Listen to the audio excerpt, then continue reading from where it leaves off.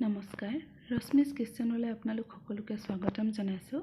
আজি আমি বনাব লৈছোঁ টমেটো পাস্তা। তাৰ বাবে লাগিব তেল, 2টা বিলাহী পিচি লোৱা, 1টা সৰুকৈ কাটি লোৱা পিঁয়াজ, নিমখ, জালুকৰ গুড়ি, 2টামান কেঁচা জলকীয়া আৰু নহৰু সৰুকৈ কাটি লোৱা, 1 কাপ পাস্তা আৰু টমেটো কেচাপ। পোনপ্ৰথমে কেৰাহীত পাস্তাখিনি বইল কৰিবৰ বাবে 2 গিলাচ পানী দিছোঁ। লগতে নিমখ আৰু তেলো দি দিছোঁ।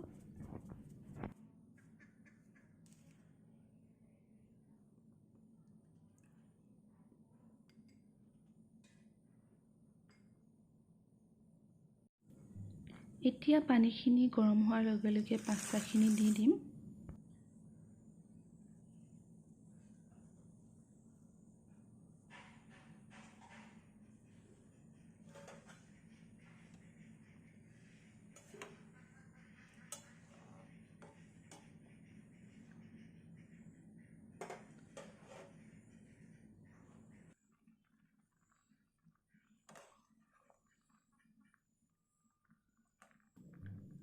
পাস্তাখিনি হৈছে নাই জানিবৰ বাবে মই কটাৰীয়ে কাটি চাইছোঁ।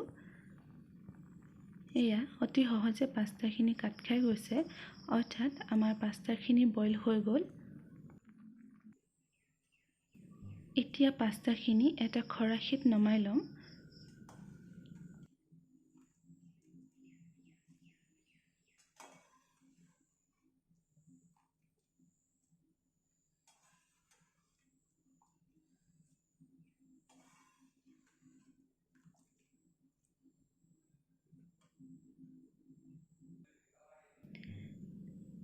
এতিয়া পাস্তাখিনি ঠাণ্ডা পানী ঢালি দিম, যাতে পাস্তাখিনি লাগি নধৰে, এটি এটি হৈ থাকে।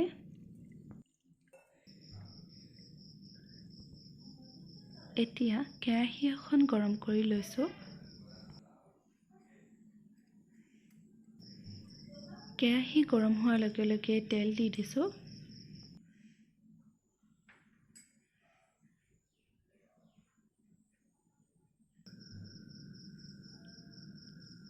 এতিয়া কাটি লোৱা জলকীয়া আৰু নহৰু দিছোঁ।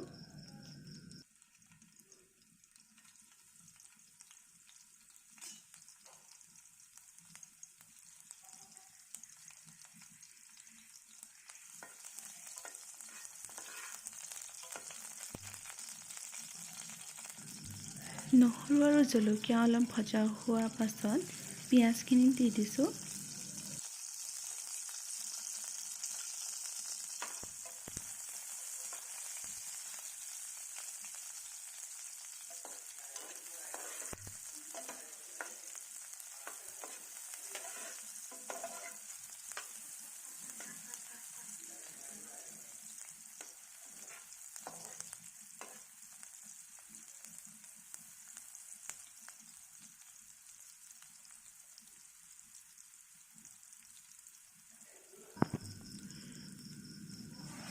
এতিয়া পিচি লোৱা বিলাহীখিনি দি দিছোঁ আৰু ভালদৰে লৰাই দিছোঁ।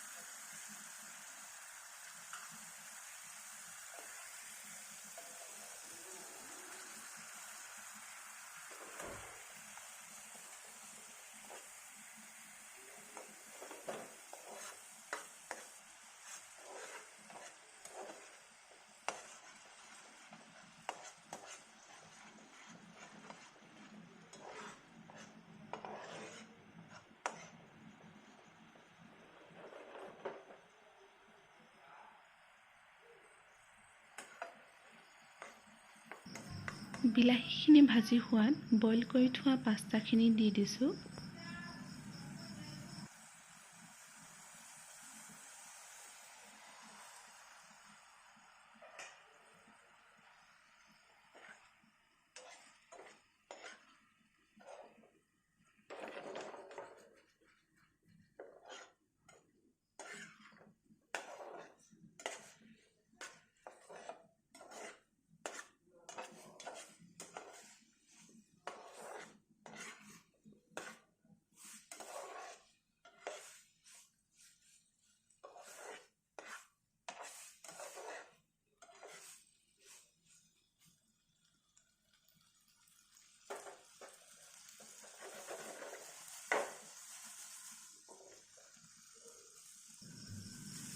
এতিয়া টমেটো কেচাপ চামুচ দিয়া হৈছে।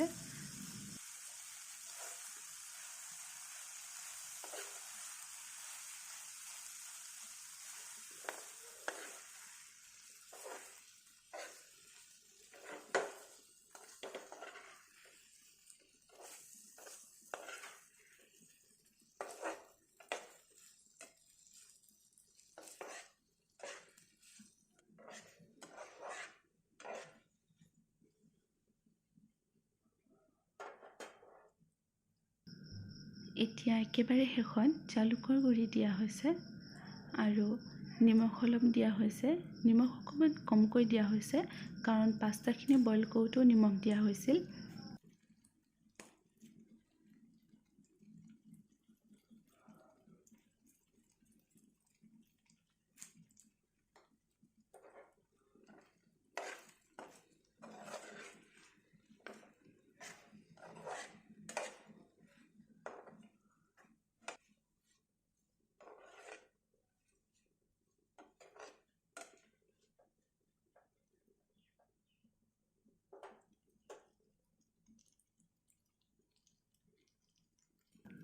এয়া আমাৰ টমেটো পাস্তা বনাই হৈ গ'ল।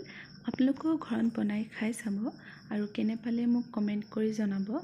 যদি ভিডিঅ'টো চাই আপোনালোকে ভাল পালে তেন্তে লাইক কৰিব, ছাবস্ক্ৰাইব কৰিব আৰু শ্বেয়াৰ কৰিব। ধন্যবাদ।